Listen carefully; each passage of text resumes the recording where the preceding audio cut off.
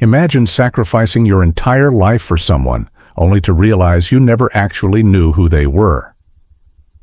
Omar gave up 2 wives, 6 children, his name, and his community after meeting a woman in Atlanta who made him believe he had finally found real love.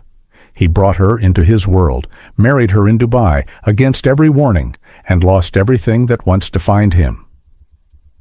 Then a single hospital visit in Dubai exposed a secret that turned their marriage into an international scandal, and a private investigation uncovered something worse than betrayal, a calculated pattern of deception, fraud, and hidden identities stretching across multiple countries.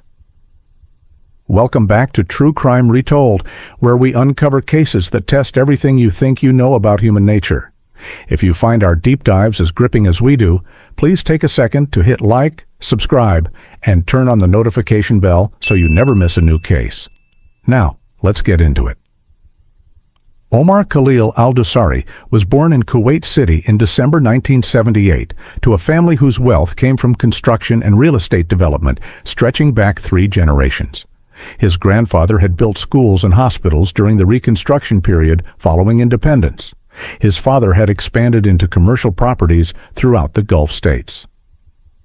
By the time Omar entered the family business after completing his civil engineering degree at King Fahd University in Saudi Arabia, the al-Dosari name represented reliability, quality, and steady prosperity that didn't make headlines but built dynasties. Omar was the middle son, neither the heir who would lead the company nor the youngest who could afford recklessness. He existed in that space where expectations remained high, but attention remained elsewhere, which suited him because Omar had always preferred substance to spectacle. His first marriage at 25 followed traditional protocols. Fatima al-Rashid came from a prominent merchant family. The families met, discussed compatibility, negotiated terms. The wedding drew 300 guests to a hotel ballroom. Fatima was 19, properly raised, and a complete stranger to Omar before their engagement. Over 20 years, they built what many considered a successful marriage by traditional measures. 4 children arrived: Zainab, Abdullah, Noor, and Khalid. Fatima managed the household with precision, raised the children according to Islamic values, and never embarrassed Omar. She was an excellent wife by every conventional standard. She was also someone he barely knew. Omar took a second wife at 35, as Islamic law permits. Noura al-Sabah was 24, university educated, more vibrant than Fatima's reserved nature. Omar hoped this marriage would provide emotional connection missing from his first. For a few years it seemed possible. They had 2 children together. Omar divided his time between households according to religious requirements. Equal nights, equal financial support, equal treatment. But equality of treatment isn't the same as emotional depth, and by his mid-40s, Omar understood he had 2 wives, 6 children, considerable wealth, community respect, and a hollowness none of these things could fill. His eldest daughter, Zainab, was 22 and had always understood him best. She had inherited his introspective nature, his preference for meaningful conversation over social ritual.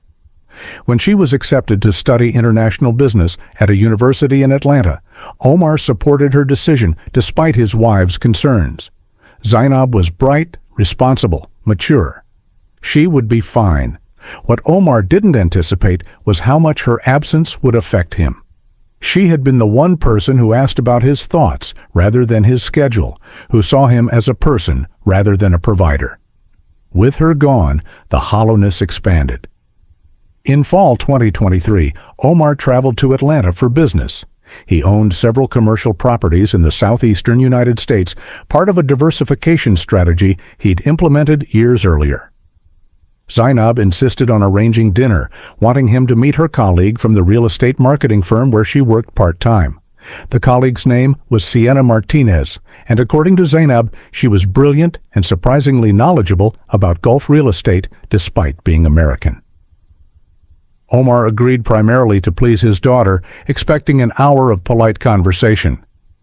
Sienna Martinez arrived 20 minutes late, apologizing in English before switching to careful Arabic to greet him properly. She was 24, and Omar noticed immediately that she was striking. About 5'8", with warm brown skin suggesting mixed heritage, sharp features, and dark waves falling past her shoulders. She wore modest professional clothing that managed to be both appropriate and flattering. But what struck Omar more than appearance was her demeanor. She stood when greeting him until he gestured for her to sit.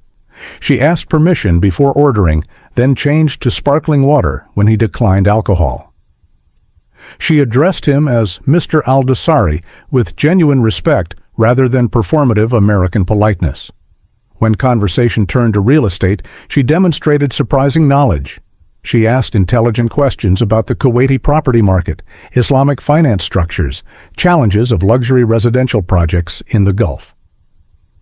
She listened with focused attention, asking follow-up questions that indicated actual processing rather than waiting to speak. She mentioned studying Arabic for 3 years, finding Islamic architecture fascinating, hoping to work internationally because American real estate felt limiting. Omar found himself talking more than intended, explaining concepts, sharing opinions, enjoying being heard by someone genuinely interested. When dinner ended 2 hours later, he realized he'd enjoyed himself more than at any social function in recent memory. Over following months, Omar's business trips to Atlanta became more frequent. Quarterly visits shifted to monthly, then bi-weekly. His justification was closer oversight of American properties, but the truth was more complicated. Sienna had a habit of appearing wherever he was. She'd stop by his hotel with documents she thought might interest him. She'd recommend restaurants serving halal food. She'd offer to show him around the city during free hours. These encounters felt coincidental at first, but Omar eventually understood they weren't coincidental at all. Sienna was making herself available, and he was allowing it because her presence had become something he anticipated with unsettling intensity. Sienna revealed her background in pieces during walks through Atlanta parks or hours-long coffee conversations. She was born in California to a Black American mother and Mexican father who'd separated when she was young. She'd grown up between two worlds, never quite fitting into either, always performing a version of herself others found acceptable. She'd put herself through community college working retail, then landed the marketing position through persistence and talent. She had no family nearby. Her mother had passed away 3 years ago. Her father lived in Mexico, and they barely spoke. She was building a life from nothing with only determination and ability. The loneliness in her story resonated with Omar in ways he found difficult to explain. Here was someone who understood what it felt like to be surrounded by people, yet fundamentally alone. She asked about his life with genuine curiosity. She wanted to know about Kuwait, about growing up in a traditional family, about managing complex business operations. When he mentioned his wives, she didn't react with judgment or awkwardness. Instead, she asked thoughtful questions about how plural marriage worked, whether his wives got along, whether the children from different mothers had relationships. She listened without imposing cultural assumptions, and when he admitted his marriages lacked emotional depth, she said something that lodged in his mind like a splinter. You deserve to be loved for who you are, not just what you provide. Every person deserves that, regardless of culture. This was the moment Omar should have recognized the danger he was in. This was the moment he should have maintained boundaries, remembered his responsibilities, acknowledged that a beautiful young woman showing this much interest in a middle-aged married man was unlikely to be coincidental. But lonely people don't recognize manipulation when it tells them exactly what they need to hear. The affair began in March 2024, 6 months after their first dinner. Omar had told himself his interest was friendship, that he valued her intellectual stimulation, that the pleasure he felt was innocent appreciation. These justifications crumbled when Sienna invited him to her apartment to review a property analysis. The analysis existed. They reviewed it for 15 minutes. Then Sienna placed her hand on his arm while making a point about zoning, and the touch carried unmistakable invitation. Omar kissed her first. He initiated movement toward her bedroom. He made the choice that would destroy everything he'd built over 46 years. The physical relationship that developed was unlike anything Omar had experienced in either marriage. His encounters with Fatima had been dutiful, focused on producing children. His encounters with Noura had settled into predictable routine. With Sienna, everything felt different. She seemed to know what he wanted before he articulated it. She moved with confidence that spoke of experience Omar tried not to examine, but patterns emerged that he noticed without understanding their significance. She insisted on very low lighting, claiming self-consciousness despite having no obvious reason for insecurity. She always showered alone before and after, never allowing him to see her fully in bright light. She guided him toward specific positions and away from others.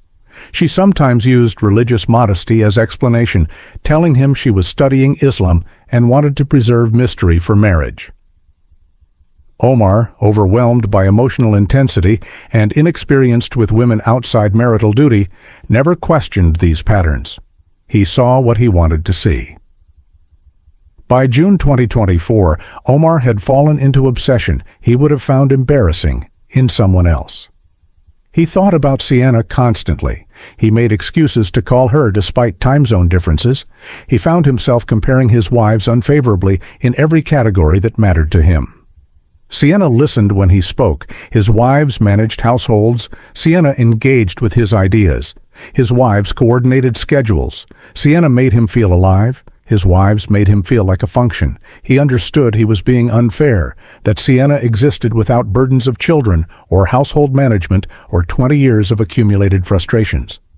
But understanding intellectually and feeling emotionally are different experiences, and emotionally, Omar had decided Sienna represented everything he'd been missing. The declaration came in August. They were in bed in her apartment when Sienna said she needed to tell him something. Her voice carried seriousness that captured his attention. She couldn't continue their relationship as it was. She'd tried to convince herself that being his secret was enough, but she couldn't do it anymore. She'd fallen in love with him completely and helplessly, and continuing to be hidden felt like it was killing something essential inside her. She understood he was married. She respected his culture and religion, but she needed more than this, or she needed to end it. She couldn't exist indefinitely in limbo, waiting for him to arrive and leave, never knowing when she'd see him again. She deserved better. Every woman deserved better.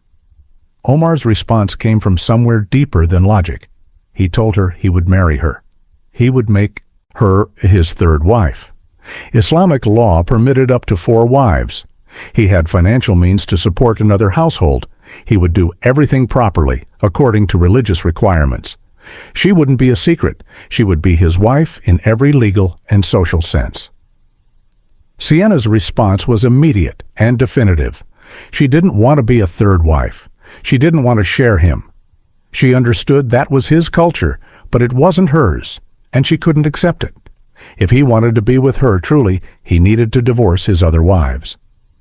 She knew what she was asking. She knew how enormous and difficult it would be. But she would rather lose him than spend her life as one option among many. She wanted to be chosen completely, or not at all. Omar returned to Kuwait with that ultimatum weighing on him. He spent weeks in internal argument, listing reasons why divorcing Fatima and Noura would be insane. His children would hate him. His family would disown him. His business relationships would suffer. His reputation would be destroyed. He would be gossiped about in mosques and social gatherings. All of this for a woman he'd known less than a year, a woman young enough to be his daughter, a woman from an entirely different world. But against these rational arguments was a feeling he couldn't dismiss. When he imagined his future without Sienna, he saw only more years of hollow existence. When he imagined his future with her, he saw possibility, adventure, the chance to be something other than what everyone expected. He was 46 years old. How many years did he have left? How many did he want to spend pretending to be satisfied with a life that felt like prison? The conversation with his wives took place in October 2024 in the formal sitting room of his home with Fatima. He'd asked Noura to join them, explaining he had something important to discuss. They looked at each other with concern, surely imagining he was about to announce serious illness or business catastrophe. What he announced was worse. He intended to take a third wife, an American woman he'd met through Zainab. Fatima spoke first, her voice steady despite emotion. She'd been his wife for 20 years. She'd given him 4 children. She'd managed his household without complaint. She'd tolerated his second marriage, though it pained her. But she would not tolerate a third. If he married this American woman, Fatima wanted divorce. She would not remain in a marriage where she was continually displaced by younger women who offered novelty while she offered history. She was done compromising her dignity. Noura immediately agreed. She would also seek divorce if he pursued this marriage. For the first time, both wives were completely aligned against him. They would not accept this humiliation.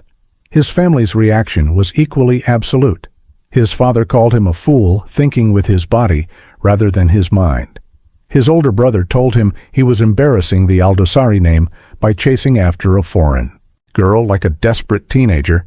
His cousins made jokes about midlife crisis. His mother cried and asked what she'd done wrong in raising him that he would disrespect 2 good women who'd given him children and years of their lives. Zainab's reaction was perhaps most painful. When she learned the woman her father wanted to marry was Sienna, her colleague and friend, she called from Atlanta screaming with rage he'd never heard from his composed eldest daughter. She called him disgusting, perverted, a man who had betrayed not only his wives, but his own daughter by pursuing her friend. She accused him of grooming, of using wealth and position to manipulate a young woman. She told him she would never forgive him, that he'd destroyed their relationship forever, that she was ashamed to be his daughter. The call ended with her hanging up mid-sentence. Abdullah, his eldest son at 19, simply stopped answering calls. Noor, 16, cried when she saw him and refused to speak. Only Khalid, 12, still treated him normally because the boy didn't understand what was happening. Business partners began avoiding him at social functions. Deals that should have been straightforward encountered complications. Nothing dramatic, nothing he could point to as obvious retaliation, just subtle freezing out that made clear how his community viewed his choices.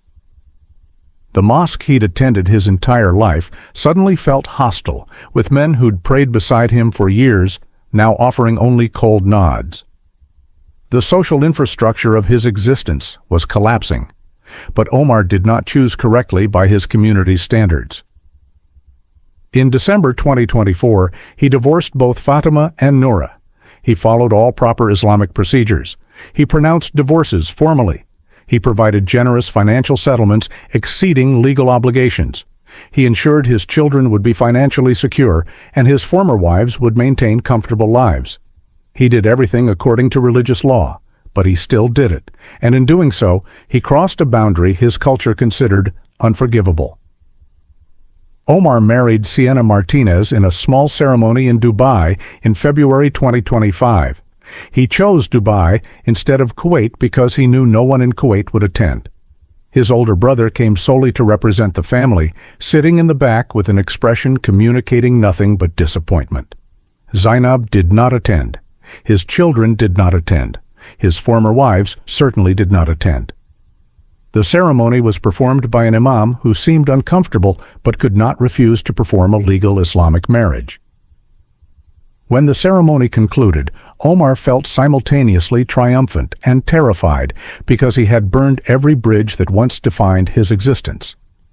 The first 4 months of marriage unfolded in a bubble of intentional isolation. They lived in Omar's penthouse in Dubai Marina, a luxurious space with floor-to-ceiling windows overlooking the water. Sienna transformed into the perfect wife with ease that should have seemed suspicious. She learned to cook Kuwaiti dishes by watching tutorials, surprising him with machbouz and margoug that nearly matched his mother's recipes. She wore hijab when they went out, covering her striking beauty in ways that paradoxically made her more noticeable. She accompanied him to prayers at the local mosque, standing in the women's section with studied devotion. She asked questions about Islam with eagerness that felt genuine, reading Quran translations and discussing her understanding. She seemed to be everything he'd imagined, a partner who shared his life completely, who wanted to understand his world, who made him feel valued beyond his utility as a provider. But Omar was not a stupid man, and certain things began troubling him despite his desire to believe in the fantasy. Sienna was obsessed with money in ways beyond reasonable interest in family finances.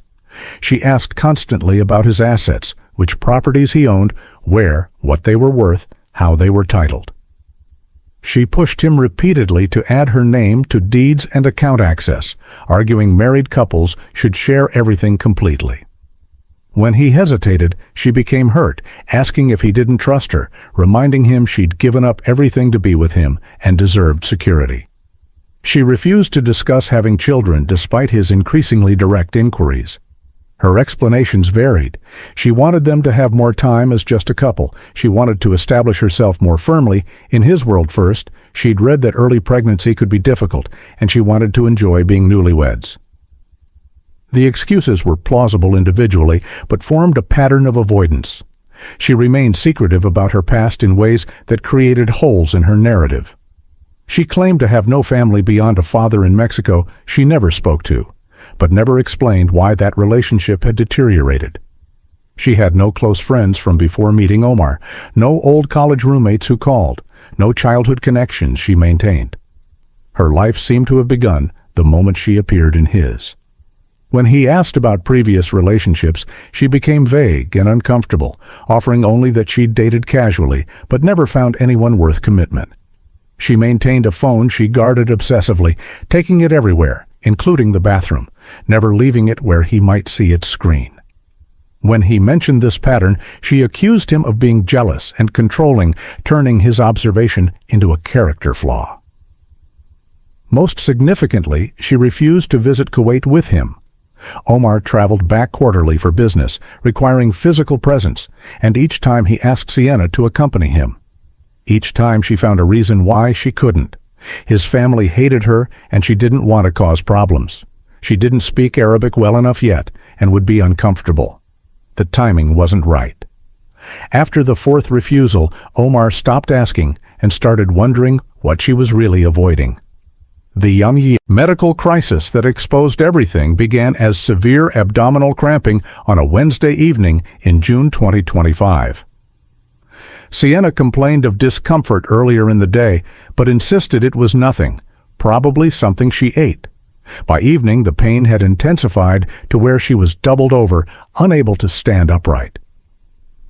Omar rushed her to Marina Medical Center, Dubai, one of the most expensive and well-equipped private facilities in the Emirate. He demanded immediate attention, made clear that cost was irrelevant, and within 30 minutes, Sienna was being examined by physicians trying to determine the source of her pain. The surgeon who eventually pulled Omar aside was Dr. Hassan Qureshi, a Pakistani physician educated in Britain who'd spent 15 years practicing in Dubai. He was professional, careful with his words, clearly uncomfortable with what he needed to communicate. He told Omar his wife was stable, that the pain appeared related to scar tissue from previous surgery, nothing immediately life-threatening but requiring treatment. Then he paused in a way that signaled something more difficult was coming. He asked Omar if he was aware of his wife's complete medical history. Omar said yes, of course, they were married. She'd told him everything relevant. Dr. Qureshi's expression suggested something relevant had been omitted. He asked permission to speak frankly about a delicate matter. Dr. Qureshi explained that during examination, they'd identified surgical scarring consistent with gender confirmation surgery, specifically vaginoplasty. The scarring patterns, tissue structure, anatomical details all indicated Sienna had been assigned male at birth and had undergone transition surgery approximately 4 to 5 years ago based on healing patterns. He wanted to know if Omar was aware of this history because it affected their treatment approach and because UAE law had specific requirements around such cases. He emphasized he wasn't making judgments, simply clarifying medically relevant facts. Before we go any further, drop your location in the comments and hit the like button, because it only gets more unbelievable from here. Omar's response was immediate denial. He told Dr. Qureshi he was mistaken, that such a thing was impossible, that he'd been intimate with his wife and would certainly know. Dr. Qureshi maintained professional demeanor while explaining that modern surgical techniques were sophisticated enough to create results difficult for someone without medical training to identify, particularly if the patient controlled conditions during intimate encounters. The scarring was definitive. He could show Omar imaging if necessary, though he preferred not to violate his patient's privacy more than this conversation already had. He simply needed to know whether Omar wanted them to contact anyone from Sienna's previous medical care, whether there were records they should access, whether this information changed anything about treatment. Omar demanded to see her medical records. As her husband under UAE law, he had legal access to such documents. The hospital administration hesitated, citing privacy concerns, but ultimately complied when Omar made clear he would pursue legal action otherwise. The records that arrived 2 hours later confirmed everything Dr. Qureshi had told him. Birth name, Jason Martinez. Gender marker changed legally in California in 2021. Hormone replacement therapy initiated 2019. Top surgery 2020. Vaginoplasty 2021. The medical history laid out in clinical language was undeniable. Omar sat in the hospital waiting room for hours after receiving this information, unable to process what he'd learned, unable to decide what he felt beyond numbness. So complete, it felt like drowning. Everything he thought he knew had been recontextualized. Every memory now carried new meaning. The low lighting, the modesty claims, the shower habits, the avoidance of certain positions, all of it suddenly made terrible sense. She hadn't been shy or traditionally modest. She had been managing his perception, and he'd been too overwhelmed by his own need to be seen and valued to notice what should have been questionable. When Sienna was released from the hospital the following morning, Omar brought her back to the penthouse in silence. She knew from his face that something had changed, that he'd learned something, but she tried to pretend everything was normal until he confronted her directly. He waited until they were inside, until the door was closed and they were completely alone. Then he said 4 words that ended her performance. "Tell me the truth." Sienna's face went through several expressions in rapid succession. Confusion, then realization, then fear, then something harder that might have been resignation or defiance. She asked what he meant. He repeated the demand with more force. "Tell me the truth about who you are, about who you were, about everything you've been hiding."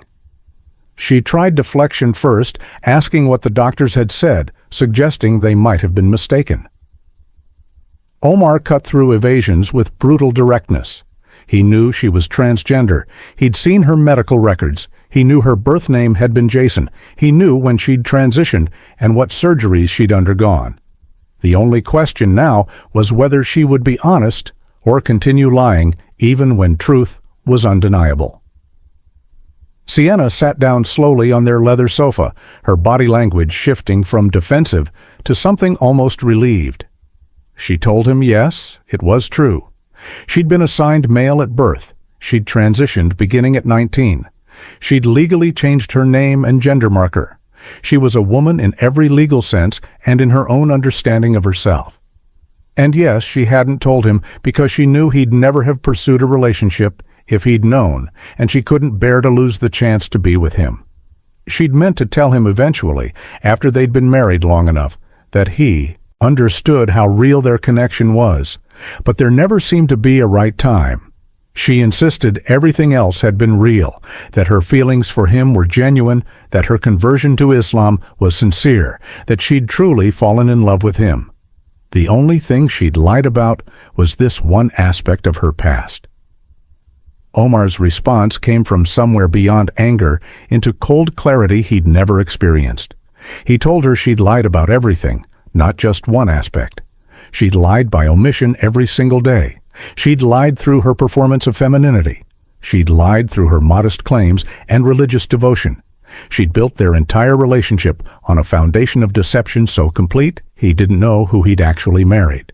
He destroyed his marriages, alienated his children, ruined his reputation, walked away from everything he'd built over 46 years, all for someone who had never been honest with him about something this fundamental. The woman he fell in love with had been managing his perception from the first moment, and he'd been too desperate to see it. Sienna tried to argue that gender identity and deception were different things, that she was a woman regardless of what body she'd been born into, that reducing her to her medical history was transphobic and cruel. Omar cut her off with a question that revealed how completely their cultural differences made mutual understanding impossible. He asked her if she understood what she'd done to him under Islamic law.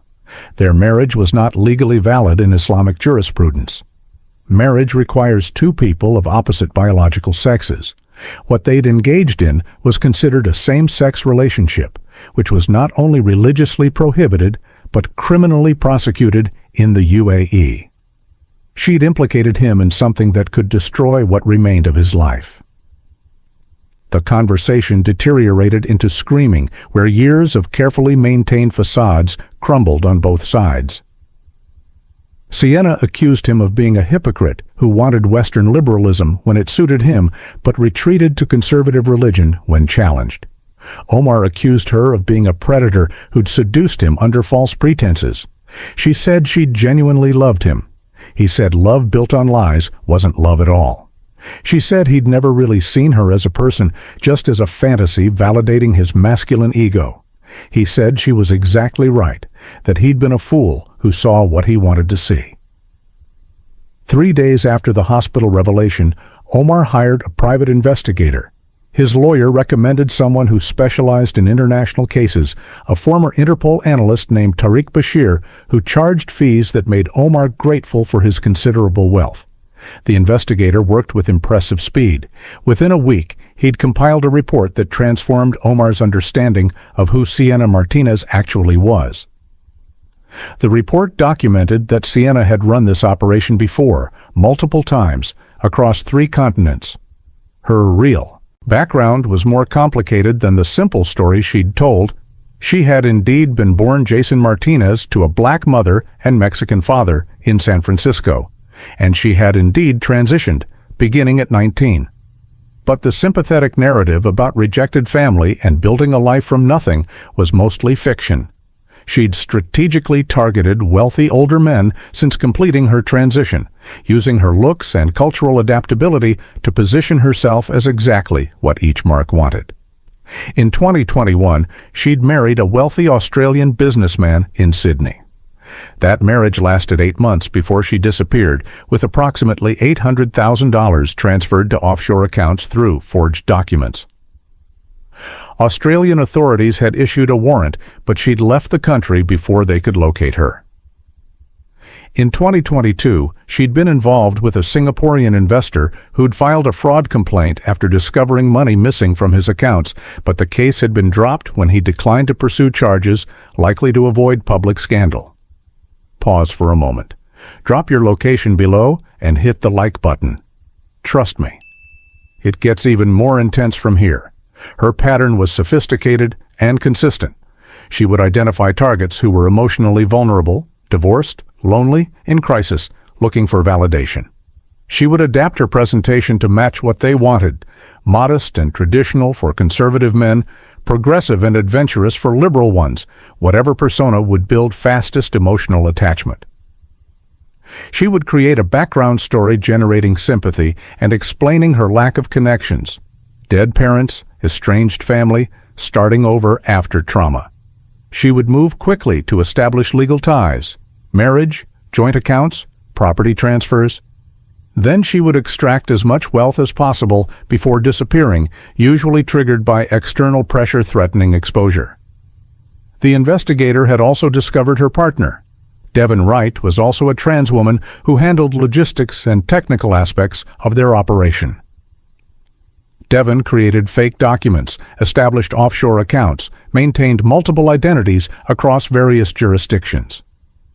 Devin had been in Dubai for 3 weeks, staying at a hotel in Deira, clearly waiting for Sienna to complete whatever endgame they'd planned.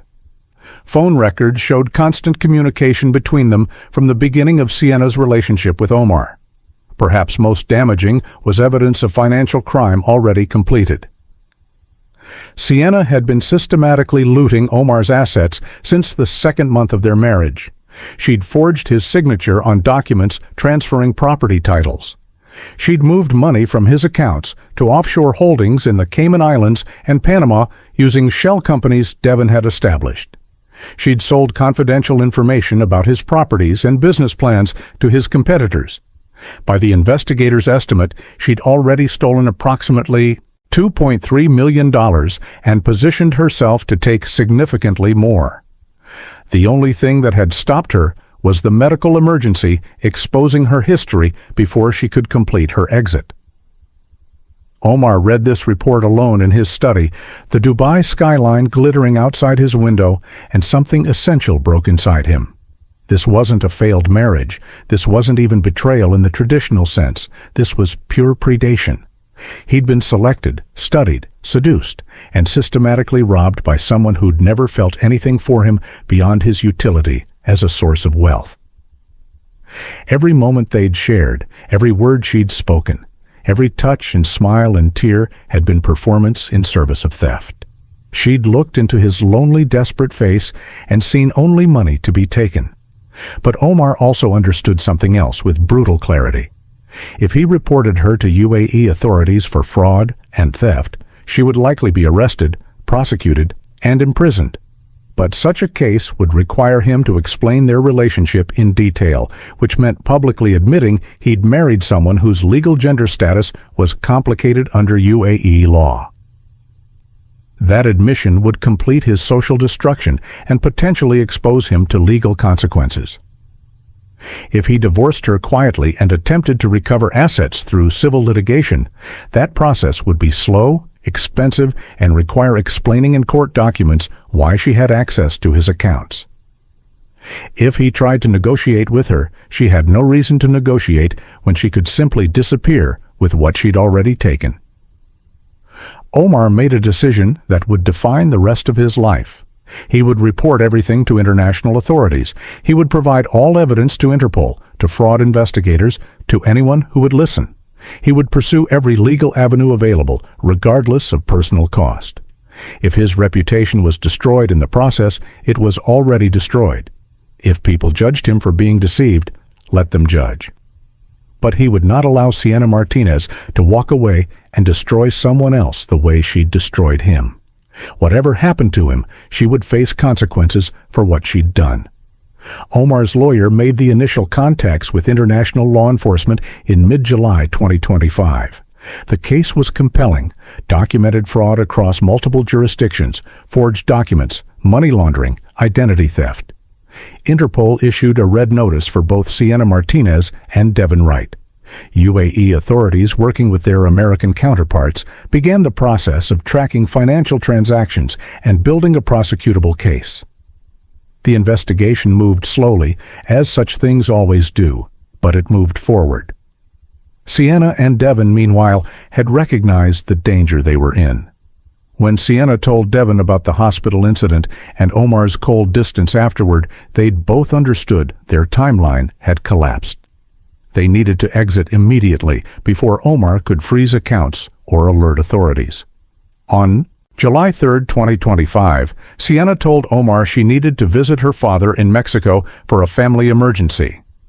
Omar, consumed with his decision about how to proceed legally, encouraged her to go. She packed a bag, kissed him goodbye, and left for the airport. The flight was to Panama City, where Devon was waiting with documents allowing both of them to disappear into identities Omar's investigator hadn't yet discovered. They had accounts established, properties purchased under corporation names, an entire infrastructure for vanishing built over years of running this operation. Within 2 days of Sienna's arrival, they were living in an upscale Panama City neighborhood in a penthouse apartment purchased through one of their shell companies. They felt safe, far from Dubai's reach, protected by a country that wouldn't extradite them for fraud crimes Omar could prove. They were wrong about being safe. Omar's investigator, using his former Interpol contacts and Panama's notoriously bribable systems, located them within 10 days.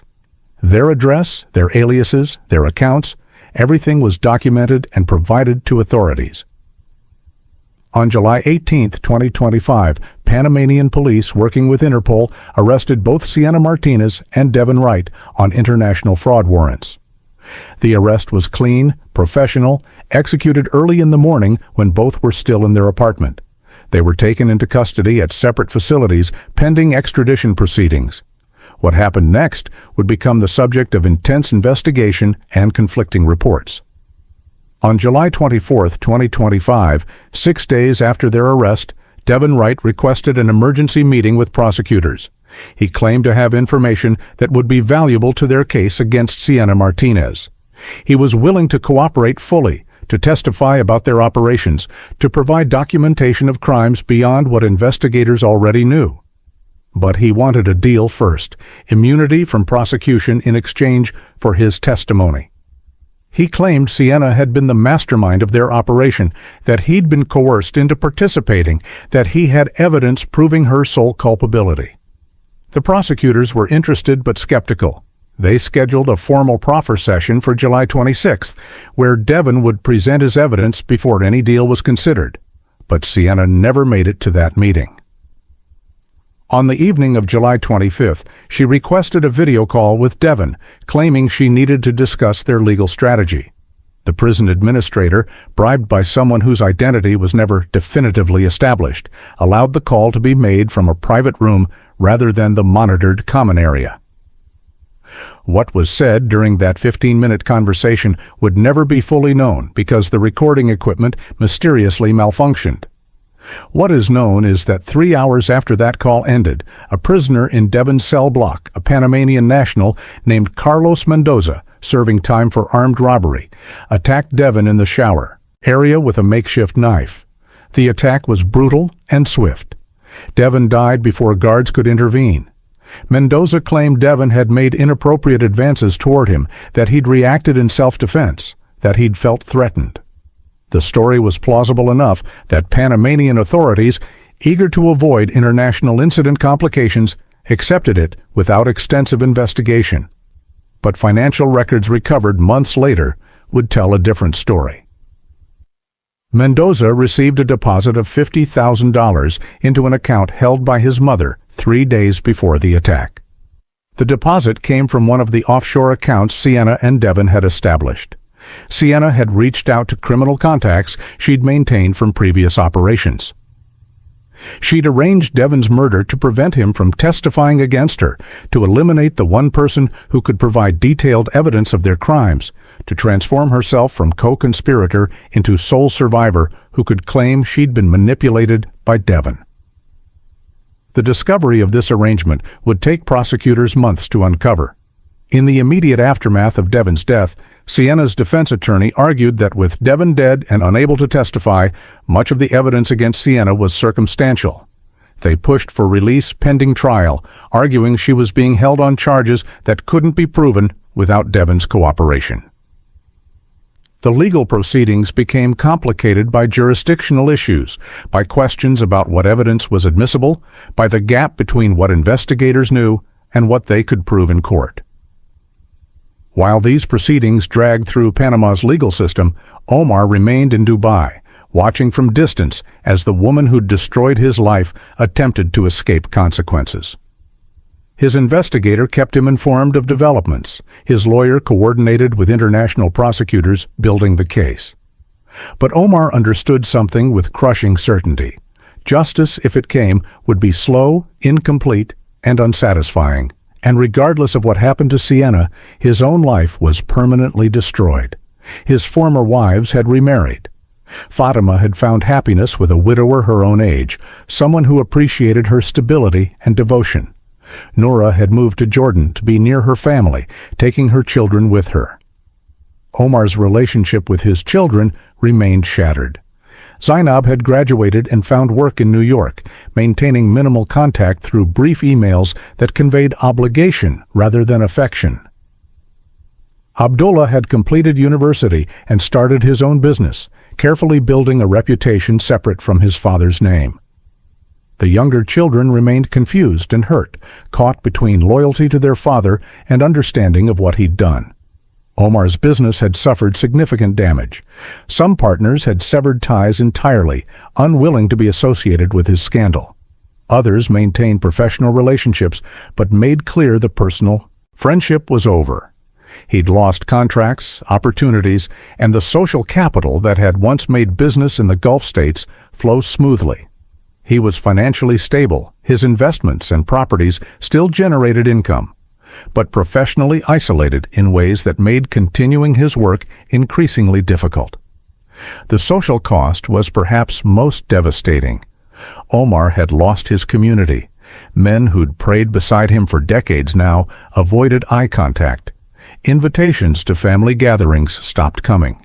His own family maintained formal ties, but nothing more. His mother, heartbroken by what her son had become, had stopped taking his calls. His father had made clear that Omar was no longer welcome in family business decisions. He existed in a kind of social death, physically present in Dubai, but absent from every structure that had once defined his existence. In November 2025, Panamanian prosecutors finally secured an indictment against Sienna Martinez on multiple counts of fraud, money laundering, and conspiracy. The evidence was strong enough to proceed despite Devon's death. Financial records, forged documents, testimony from previous victims in Australia and Singapore, all of it built a case that would likely result in conviction.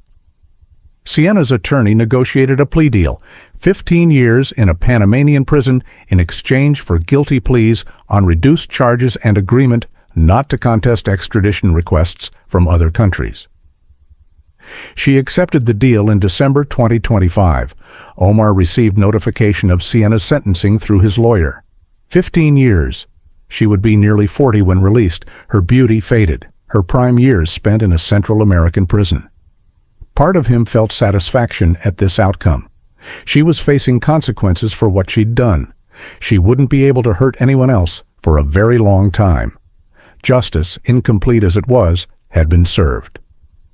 Omar thought often about the first dinner in Atlanta, the moment when he'd first seen Sienna and felt something stir after years of numbness. He thought about the choice he'd made to pursue that feeling, to prioritize his desires over his responsibilities, to believe that his loneliness justified any action. The question of whether Sienna had genuinely felt anything for Omar would remain forever unanswered. Communications recovered by investigators showed clear predatory intent, but also occasional moments that hinted at something more complicated. Perhaps she'd been capable of both predation and genuine feeling simultaneously. Perhaps she'd been a damaged person making terrible choices rather than a simple monster. Or perhaps that was just Omar trying to make sense of how completely he'd been fooled. What was clear was that Sienna had destroyed multiple lives in pursuit of wealth she believed she deserved. The Australian businessmen she'd defrauded had attempted suicide after their scandal became public, surviving only because his daughter found him. The Singaporean investor had lost his marriage and much of his business reputation. Omar had lost everything he'd built over 4 decades. Her wake of destruction was undeniable. But she'd also been a trans woman navigating a world that offered limited options for people with her identity, a person rejected by family and forced to build survival strategies in a hostile environment.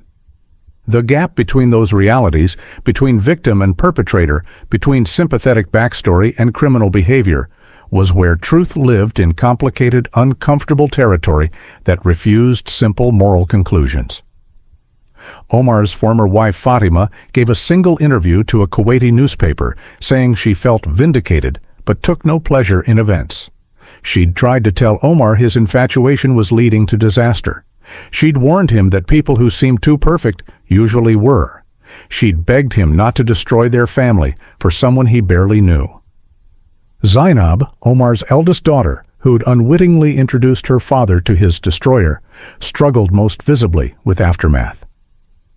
She gave one interview to an American news outlet describing the guilt consuming her for bringing Sienna into her family's life. She'd thought Sienna was her friend. She'd trusted her completely. She'd never suspected Sienna was studying her family, identifying vulnerabilities, planning an operation that would destroy people Zainab loved. Omar sits in his Dubai penthouse today, separated from everything he once knew, living with knowledge that his attempt to escape emptiness led him to something far worse. His children will eventually heal, build their own lives, perhaps forgive him in time, though that forgiveness will never restore what was lost. His former life exists only as archaeology, something to be studied and learned from but never recovered. He is 50 years old. He has decades potentially ahead of him, and he will spend all of them living with the question that haunts him more than memories of deception. Was any moment of what they shared real? Did any touch, any word, any expression contain genuine feeling, or was everything purely performance in service of theft? Thank you for watching. If this story affected you, please take a moment to subscribe and share this video with someone who might benefit from understanding how these situations develop. The work of documenting these stories continues because viewers like you make it possible. Until next time, stay safe, trust carefully, and remember that sometimes the hardest thing to admit is that we were wrong about someone who mattered to us.